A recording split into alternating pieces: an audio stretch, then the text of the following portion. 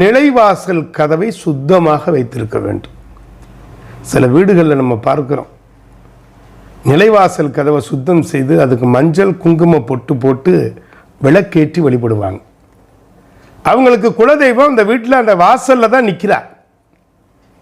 சில வீட்டை நம்ம பார்க்கிறோம், நிலைவாசலை கண்டுக்காமல் விட்டுருவாங்க, தூசும் தும்புமாக காட்சியளிக்கும்.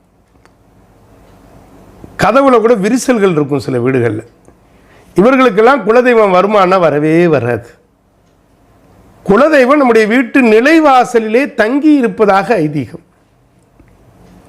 அதனால குலதெய்வத்தை எங்க நம்ம பார்க்கலாம் அப்படின்னா வீட்டு நிலவாசல்ல பார்க்கலாம். வாரத்திற்கு ஒரு முறையாவது ஈர துணி அல்லது சாதாரண துணியை வச்சு தொடச்சு சுத்தம் செஞ்சு மஞ்சள் குங்குமம் போட்டு வெள்ளிக்கிழமைகள்லையாவது 2 பக்கமும் விளக்கேற்றி வச்சு பூஜை